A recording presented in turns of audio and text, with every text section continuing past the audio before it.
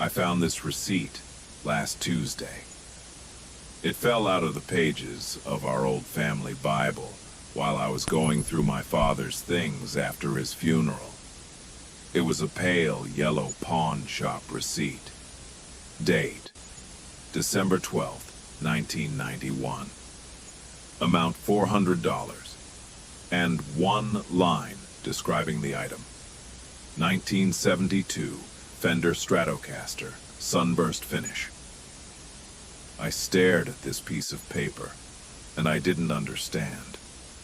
I was 9 years old in December of 1991. I didn't know what a Fender Stratocaster was.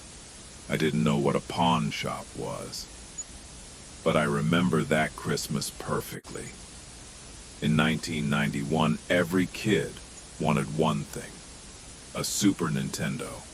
It cost a fortune. I wrote letters to Santa. I cut out pictures from magazines. I practically prayed for a miracle. I knew my parents didn't have much money. My dad worked at the factory, and my mom did bookkeeping for a small firm. We lived modestly. And then, Christmas morning came. December 25th, 1991.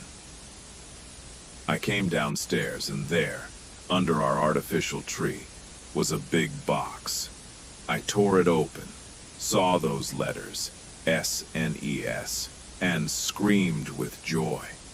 I jumped around the living room, hugging my mom, hugging my dad. Dad was sitting in his favorite chair, drinking coffee and smiling. But now, looking back at that moment, I see that smile differently. It was a little sad, a little tired. He looked at me and said, "Santa really sweated this year, buddy.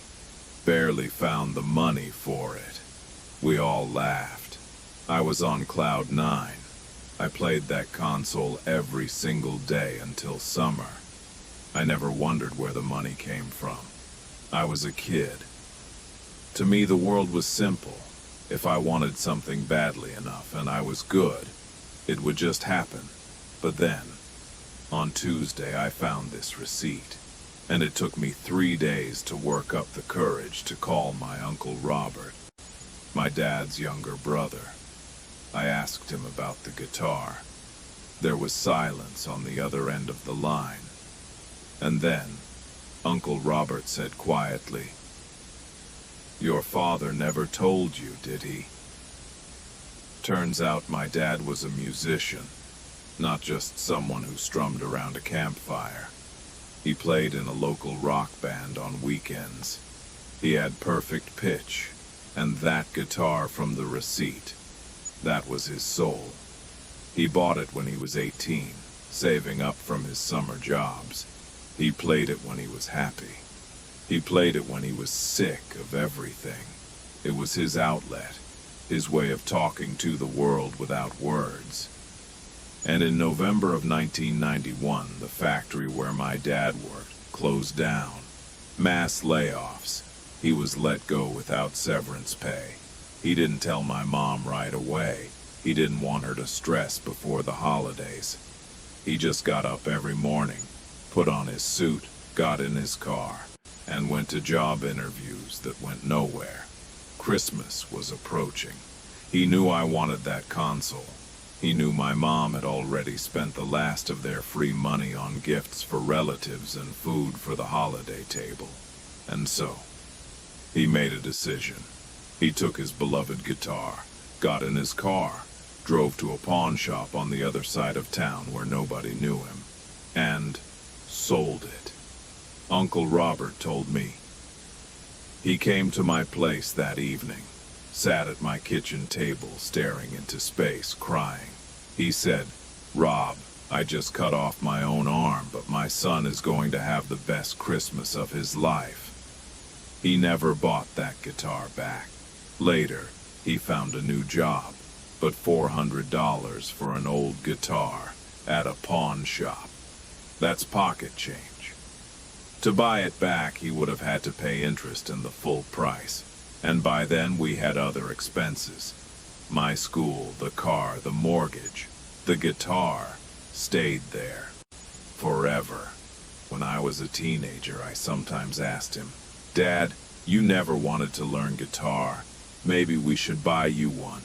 He would always wave it off and say, "Oh no, son, I have no musical talent. I can't carry a tune to save my life." It was a lie. A beautiful, quiet, fatherly lie. He lied to me so I wouldn't feel guilty, so I wouldn't know that my happiest memory in life was paid for with his greatest loss. He erased a part of himself to add color to my life. I'm sitting at my desk right now looking at this yellowed pawn shop receipt, and I'm crying. I'm not crying because I feel bad about the guitar. I'm crying because only now in my mid-30s do I truly understand what it means to be a father. It's not just about taking your kids to the park or paying for college. It's about quietly cutting off pieces of your own soul so your children can grow up whole. It's about hiding your scars so your children only see smiles. My father wasn't a superhero from a comic book. He was an ordinary man who was very tired in December of 1991. But he found the strength to give me magic. I don't know where that guitar is now.